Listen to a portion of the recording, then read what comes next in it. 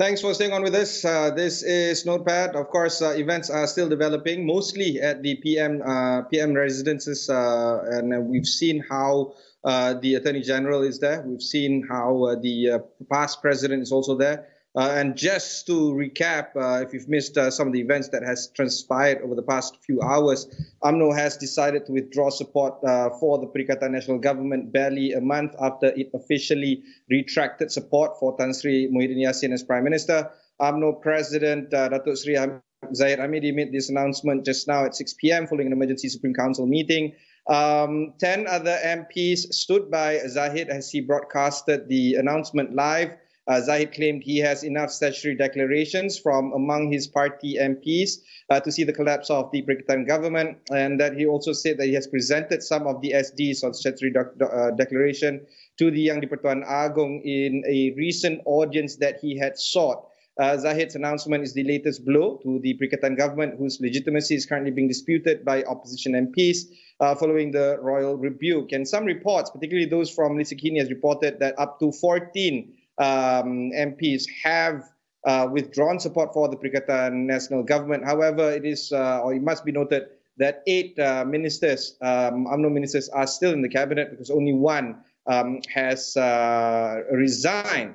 Following this, another development that took place earlier in the day, around 1 o'clock just now, a motion to debate and annul the emergency ordinances will be tabled in the upcoming Parliament meeting in September. And this is coming after the Prime Minister Tan Sri Muhyiddin Yassin in a statement said today that the revocation process by the Yang di-Pertuan Agong, as advised by the Cabinet on the 23rd of July, could not be completed. Based on the statement, the government has in fact failed in its bid to revoke the emergency ordinances as announced on July 26 and will now look to table the matter for debate when the Dewan Rakyat reconvenes next month. Muhyiddin added that the issue that the ordinances not being consented to by the King does not arise anymore as the emergency proclamation expires on August 1st.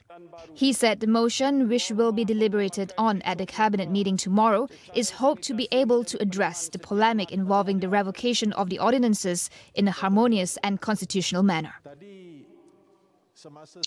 So here to unpack all of this is Professor Dr. Ahmad Martadha Mohamed, the head of Cluster Governance and Integrity School of Government College of Law, Government and International Studies at UUM, or Universiti Utara Malaysia. Prof, let's talk a little bit more about the current ongoings. What do you make of this? Okay, first of all, it is not surprising actually because we have seen so many developments prior to the latest announcement by the president of UMNO. You know, we have seen him making so many statements saying that UMNO will put the support from PN, and then he also urged members of parliament from UMNO to rescind their support towards Perikatan National or government. So this is not something which is very, very surprising. It is, some people have already indicated that this is something that will come up very soon. And so whenever he made the statement earlier, so it is something that people have been expecting this kind of statement to come up from the party, especially after the recent development when Yang di-Pertuan Agong was not very happy with the development of the current government, especially pertaining to the cancellation of emergency ordinance that was supposed to be debated but was not because of action taken by the government.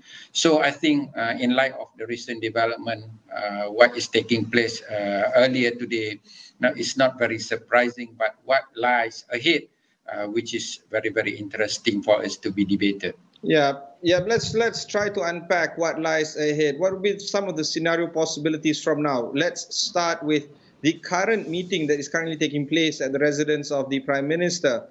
We know that the AG is there. We know that the past president is there. The Deputy President of Bersatu, Faisal Azumu, is there. What would be some of the items that might come out from this meeting, you think?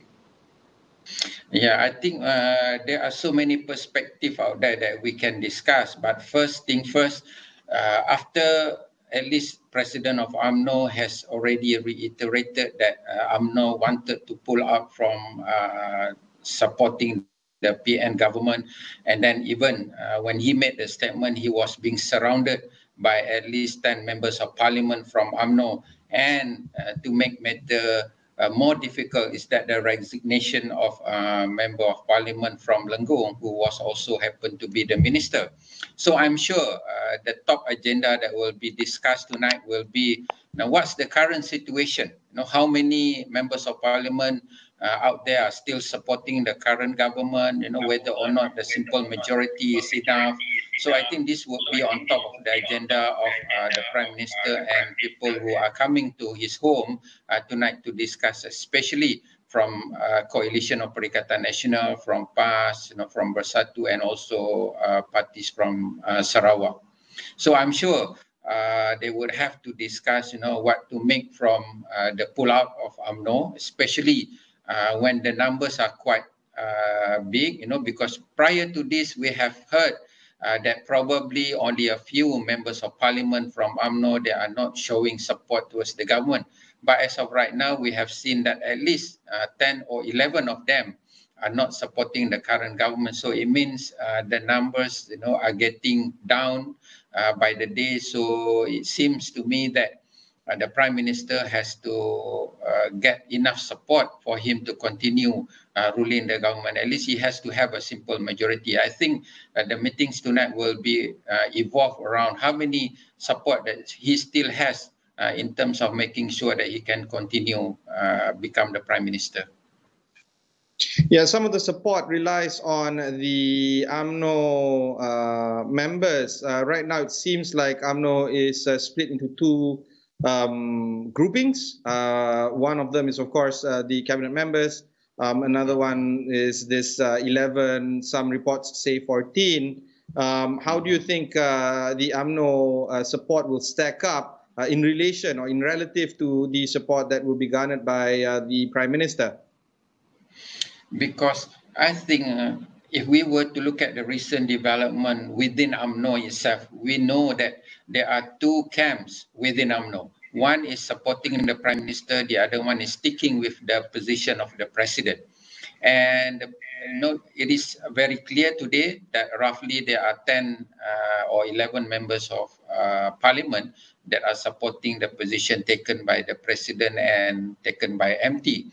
While the rest, based upon the news that we have heard a few days ago, they have stated very clearly, in fact, probably they have signed some kind of agreement to continue to support the current government. So in a way, we have really not seen a very clear signal coming from UMNO, even though the statement by the President earlier today was very clear, very direct, that they already sent a letter to the Yang di-Pertuan Agong indicating that some of them has taken out or pulled out the support from supporting the current government. But in a way, we have seen also a statement from Datuk Zahidi, also a statement from Datuk Anwar Musa, also a statement from some other members of parliament, from Datuk Seri Shahidan. All of them indicated that they have continued to give strong support to the current government. So in a way, we have still in the dark how many of them from UMNO are still supporting the current government and how many of them are still pulling out the support from supporting UMNO. So it will be very difficult, but I'm sure now it is then guessing of the numbers game, how many of them are still supporting, taking into account not only from UMNO, but also from PAS, from Bersatu, and from other coalition, GPS Sarawak, and also from Sabah. And also, we have to remember that there are few members of parliament who basically pull out from PKR, who have already indicated their support to the current government. So in a way, it is not very clear how many members of parliament are supporting the government to make sure that the government is still intact and stable. Prof, earlier on in the Consider This show, they interviewed Datuk Ikhwan Salim Suja, the UMNO head of bahagian Damansara. And Datuk Ikhwan was saying that, among other things, while he is still a party man and that he wants to uphold the party stand, he made the call for Datuk Seri Zahid Hamidi to resign. to take a step back and breathe in new leadership. And his call is actually not that unique. A lot of Bahagian leaders are also making these kind of statements, whether or not it is on record or off record. We keep on hearing these kind of items. So when you say that UMNO is in two camps, much of us can agree to that. But it's also important for us to note that Datuk Seri Zahid Hamidi himself is not solid in his own party, that his own grassroots members are making some call for him to resign. What does this say when it comes to the stability of UMNO itself when people are asking for the president to resign openly? Yeah, I think this is not new. We have also heard a few people have called up for the president to resign, especially in regard to his court case. And the fact that even within UMNO, there are two camps currently. One camp is supporting him, the other camp is supporting the current government. So in a way, I'm sure the call for him to resign or step aside will be much louder in the days to come. Because we have seen that if we were to look at the numbers of people surrounding him, some of them are having personal issues, some of them are having court cases. So it would be very, very difficult for UMNO supporters not basically to understand what is the motive of the president and some of his supporters to go ahead with this kind of statement, with this kind of action, when the country is being in great turmoil, caused by this crisis, pandemic, COVID-19. A lot more people are suffering, and in fact, we are in the fourth wave of the pandemic, and then a lot more people are dying every single day. And, we have also seen the spike of cases due to the new variant, Delta variant, that not only creating havoc in this country, but also all over the world. So I think people will be starting to ask again, the president, whether or not this move is having some kind of personal agenda, or whether the president and his men, are moving ahead with this plan with the rakyat in mind. Because if we were to look at carefully at the situation currently, a lot of people are not very happy, and I'm sure a lot more Bahagian UMNO basically, are not also very happy with the way things are progressing. Because if we were to look at the sentiment of people, not only from UMNO, but also people all over the country, they are not very happy. Most of them are fed up with this kind of politicking taking place in the country. And most of them wanted something at least for politicians to have an embargo in terms of creating or doing something which is not beneficial to the country, and which is also creating instability in terms of politics and economy. So I think with this kind of action taken by the president, and with the call from some of the grassroots leaders, who are asking for the president, I'm sure the call for the president to step aside or to resign or to reconsider his action will be even louder in the days to come. Because I think this is not the right time for the president and his men, or even for MT, to call up or to decide on this kind of action, because it will not only jeopardize the country, but most importantly, it will harm citizens at large, because people are being affected badly due to this pandemic and due to this crisis. All right, we'll go for one short break. When we come back, we'll continue our conversation on the developing story of the political crisis that we're in right now. We'll be back after these messages.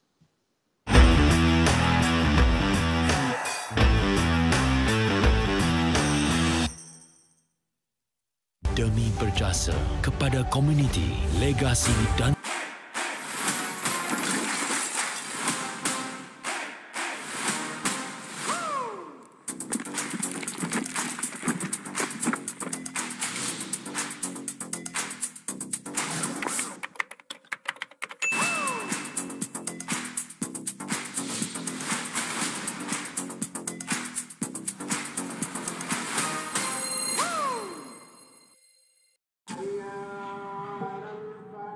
amanah di tangan kita.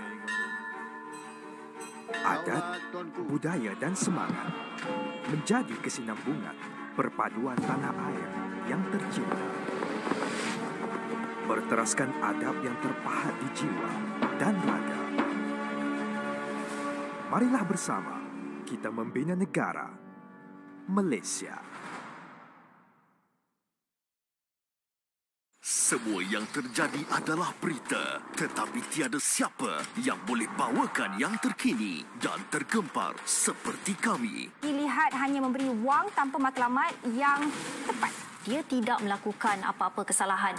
Untuk mendapatkan jawapan yang bermakna, kita perlu soalan yang tepat. Amat sedih dengan apa yang berlaku ke atas. Tiada ruang untuk berita palsu. Negara kita telah merekodkan kes harian baru sebanyak hanya fakta yang diberikan. Amat penting untuk meneruskan perjuangan negara melawan pandemik ini. Sentiasa memastikan suara anda, suara rakyat didengari. Kenapa? Membawakan apa yang penting di mana sahaja anda berada. Kerana kita hendak putuskan rantaian jangkitan. Belanjawan dan pendekatan bertemakan survival ini secara keseluruhan. Teruskan bersama kami, Astro AWANI, saluran berita yang paling dipercayai rakyat Malaysia. Kita berhadapan dengan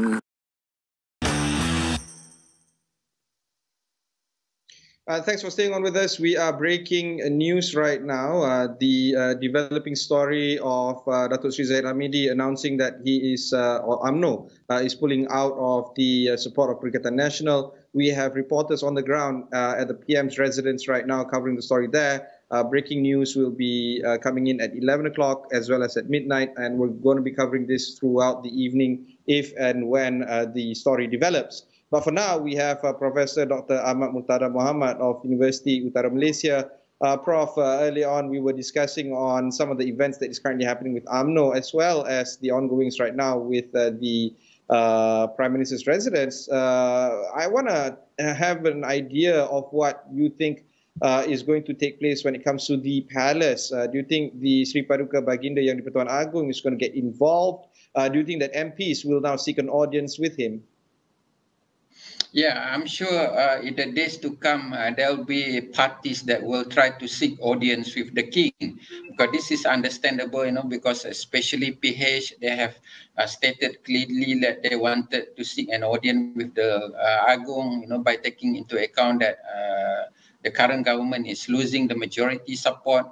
But if we were to look carefully at the federal constitution, I think by and large, we have to remember that the sitting prime minister still has the power to decide on what is the next course of action.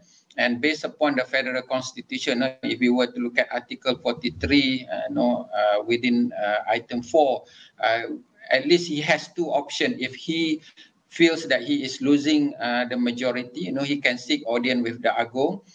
To make sure that he will be telling the Agong that he's losing the majority and asking the Agong to form a new government, or the second course of action will be for him to ask for the dissolution of parliament. So he still has some alternative for him to do if he by taking into account all the supports that he has, after tonight, probably he will be aware of how many members of parliament that are still supporting him, how will be members of parliament that will not be supporting him. So I think the next course of action for him, if he knows that he is losing simple majority, he would have to do those two things, by seeking an audience with the Yang di-Pertuan Agong and making sure that he is telling the Agong that the Agong needs to elect the new government, and also if that is not the alternative course of action, he might recommend the Agong to dissolve the parliament and seek for the new fresh election. So, but I don't think that would be the case as of right now, because if we were to look carefully, have also received news from some of my friends, by telling me that according to the numbers, even if he is losing some support from members of parliament from UMNO, but overall he still has enough majority support for him to continue ruling the government. Because if you were to look carefully at the numbers, even PH, if you were to put Anwar as the next prime minister candidate, he still does not have enough support in terms of majority support to form a government. So in a way, when there is no single party that can command a simple majority to form a government, so the current government still stand, and even if the current Prime Minister seeks an audience with the Yang di-Pertuan Agong, the Yang di-Pertuan Agong might ask him to continue, either with the form of entering government, or whatever course of action that the Agong deems is necessary, especially in light of the fact that the country is having a severe crisis, caused by this COVID-19 pandemic. So I think as of right now, the situation, even if it is unclear, but if we were to look at the numbers, I don't think anyone has a simple majority, either PH, by taking into account the numbers from some members of parliament from UMNO, or even if there is another person other than the Prime Minister or even other than Anwar Ibrahim, who still commands a simple majority to form a government. So as of right now, I think, barring any unusual circumstances, so I think the current government will still stand until if the Prime Minister feels that he is losing majority, then we would have to seek the audience from the Yang di-Pertuan Agong, and then the next step will be for him to take either of the two actions as stated earlier by me. So either to recommend the Agong to form a new government, or even to seek for a fresh election. All right. The third alternative here, Prof, that you did not touch yet is on a unity government, or the national unity government, where in a way there's no more political parties. It's just MPs rallying behind one person. Where is the reality of this, Prof, when it comes to national unity government? Because if we were to look at the political landscape in our country, that idea was even mooted out earlier by Tun Dr. Mahathir. Before he stepped down as the Prime Minister last time, he also mooted out the idea of forming a unity government. But the idea was not taken or well received by a lot of members of parliament. So I don't think the unity government will be something that will be that will be presented on the table, because I'm sure within the political landscape in our country, a lot more politicians, they have their own vested personal interest. They might not want to forego their own interest for the sake of forming a unity government, for the interest of the country and the citizen. Because if that is the case, things will not be out of hand like what we are experiencing right now.